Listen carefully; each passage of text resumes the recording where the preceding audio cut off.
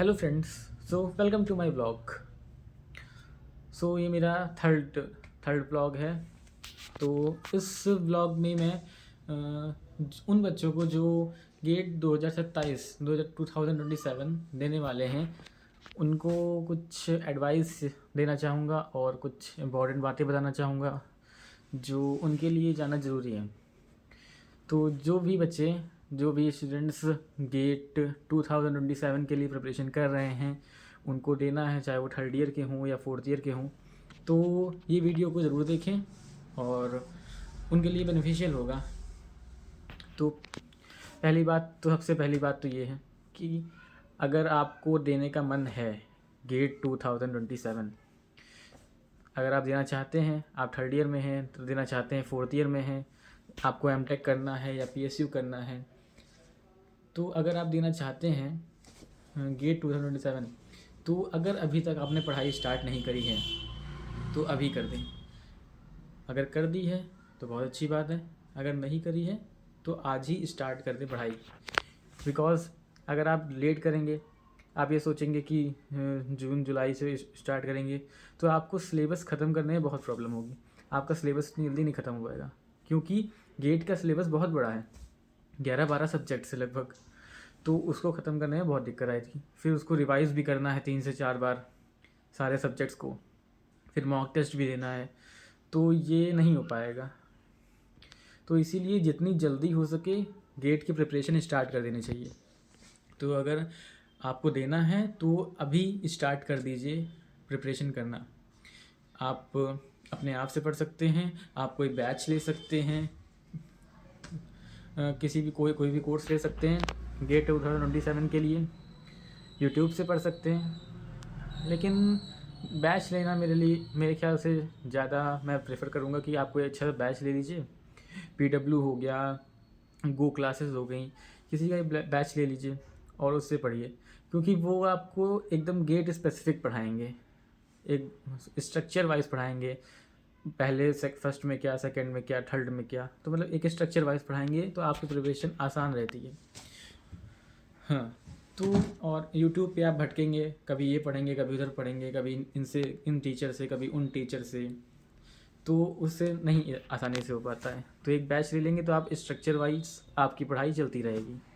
तो मैं प्रेफर करूँगा कि कोई बैच ले लीजिए अच्छा सा, आपके बजट में जो हो, और प्रिपरेशन अभी स्टार्ट कर दीजिए।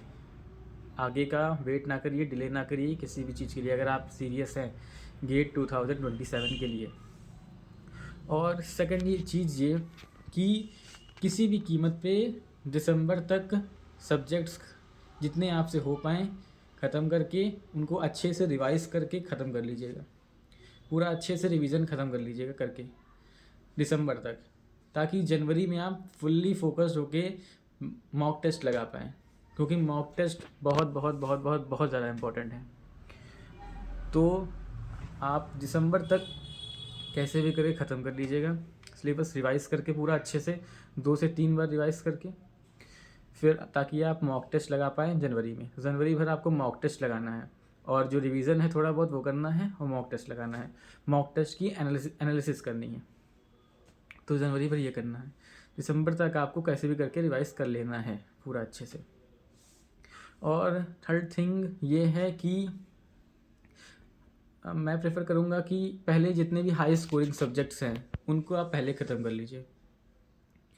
हाँ, कुछ लोग कहेंगे कि सब पढ़ना है, सब काम आएगा, ऐसा तो है नहीं कुछ छूट जाएगा, कोई सब्जेक्ट वगैरह वगैरह नंबर कम है तो वो अच्छा सब्जेक्ट नहीं, ख़राब सब्जेक्ट है उसको नहीं पढ़ना है, ऐसा नहीं है। लेकिन सबसे पहले तो आपको गेट निकालना है ना, उसके लिए मार्क्स चाहिए। तो इसीलिए सबसे इम्पोर्टेंट है अभी के लिए मार्क्स। तो आप हाई स्कोरिंग सब्जेक्ट्स को पहले ख़त्म करिए ताकि आपका मार्क्स आने की प्रोबेबिलिटी बढ़े, ज़्यादा मार्क्स आने की। तो हाई स्कोरिंग सब्जेक्ट जितने भी हैं उनको पहले ख़त्म करिए, अच्छे से रिवाइज़ करिए, ताकि अगर सारे सब्जेक्ट ख़त्म ना भी हो पाएँ तब भी आपके ठीक ठाक मार्क्स आ जाए। इसीलिए हाई स्कोरिंग सब्जेक्ट्स पहले ख़त्म करिए, उनको अच्छे से रिवाइज़ करिए। जैसे कि हमने एक हफ़्ते जो भी पढ़ा हुआ उसको संडे को पूरा रिवाइज़ कर लिया, और पर डे जो भी पढ़ रहे हो उसको नाइट में रिवाइज़ करके सोएं। तो रिवीज़न बहुत इम्पॉर्टेंट है। क्योंकि ज़्यादातर बच्चे रिवीजन नहीं करते हैं, सिर्फ आगे नया नया नया पढ़ते जाते बाद में पता चलता है वो कुछ याद ही नहीं है, पेपर में सोचने आ रही ये क्या हुआ, इसका क्या आंसर है, वगैरह वगैरह। तो ये नहीं करना है। रिवीजन इज़ मस्ट, रिवीजन बहुत ज़रूरी है। तो अगर आप दिन में कुछ भी पढ़ रहे हैं तो रात में उसको रिवाइज़ करें, एक बार लेटते लेटते सोचें कि हाँ मैंने क्या पढ़ा था, क्या क्या टॉपिक्स पढ़े मैंने, कौन कौन सब्जेक्ट्स पढ़े मैंने, कौन कौन से क्वेश्चंस लगाए मैंने, ये सब ज़रूर सोचें। और जो भी हफ्ते भर में पढ़ें उसको संडे को अच्छे से रिवाइज़ करें।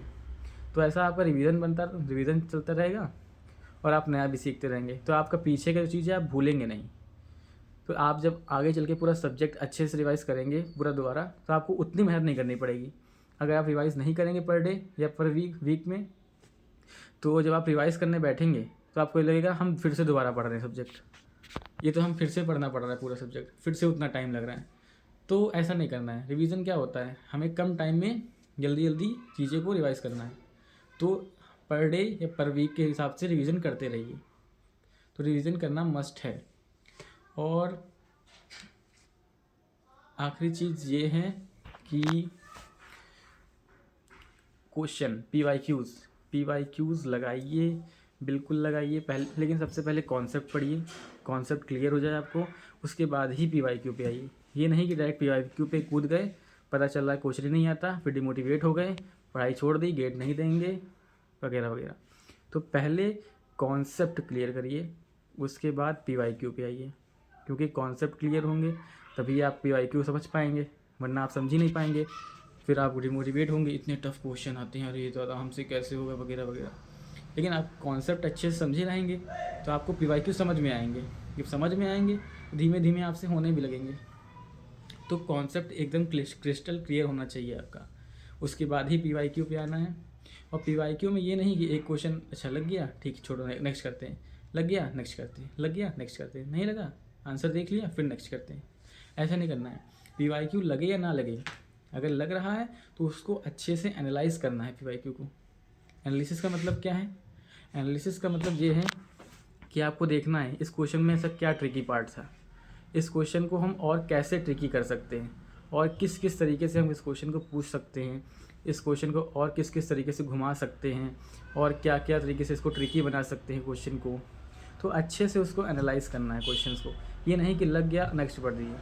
क्वेश्चंस को अच्छे से एनालाइज करना है, तब जाके आपको पता चलेगा हाँ गेट किस हिसाब से सोचता है, गेट किस हिसाब से पेपर बनाता है, तब जाके आपको पता चलेगा, वरना आपको पता नहीं चल पाएगा कि गेट क्या सोचता है, क्या चाहता है आपसे। इसीलिए पी वाई क्यूज़ को एनालाइज करिए, ताकि आपको गेट का माइंड पता चले कि वो हाँ ये ऐसे इस तरीके से क्वेश्चन पूछता है, इस तरीके से क्वेश्चंस को ट्रिकी बनाता है। तो ये आपको बहुत ज़्यादा हेल्प करेगा। तो बस ये मेरी सलाह थी।